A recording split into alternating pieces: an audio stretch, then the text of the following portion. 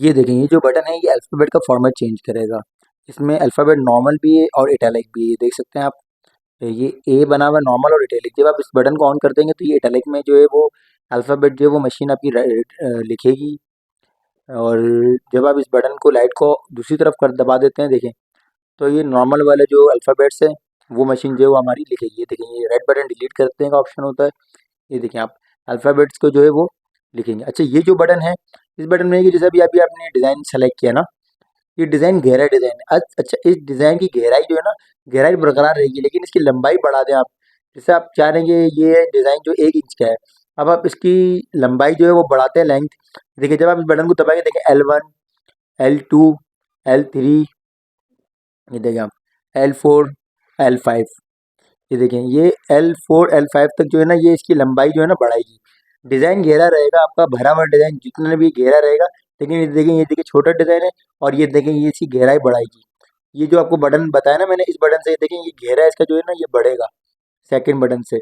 L2, L3, L4, L5। अच्छा, ये button से दोबारा से हमने डिलीट कर दिया। अच्छा, ये जो बटन है थर्ड वाला, अक्सर लोग पूछते हैं कि ये बटन किस लिए यूज़ होता है, तो ये बटन आप देखिए, ये वाला जो बटन है ये स्पीड कंट्रोलिंग के लिए, हाई और लो के लिए, बिगिनर वगैरह के लिए होता है यूज़। और बाकी इन बटनों से इनके दांत वगैरह की वर्किंग होती है। अच्छा, ये कॉर्नर वाला बटन दबा रहे थे कि आप सिलाई पे रख रहे हो, तो ये बता रहा है कि आपने किस डिज़ाइन के लिए, सिलाई के लिए किधर रखना है। जैसे आप कोई भी डिज़ाइन पे चले गए तो ये बता रहा है कि आपने इसकी एडजस्टमेंट किस तरह से करनी है, इसकी सेटिंग किस तरह से करनी है।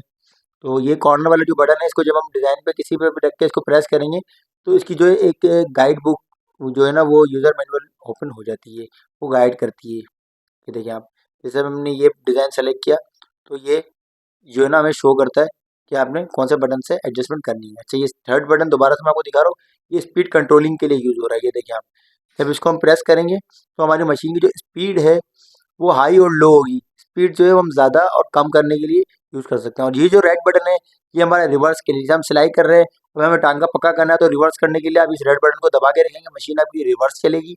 और जब आप इस बटन को छोड़ देंगे तो मशीन आपकी रिवर्स जो है वो छोड़ देगी और नॉर्मल जो स्टिचिंग है उसमें चली जाएगी।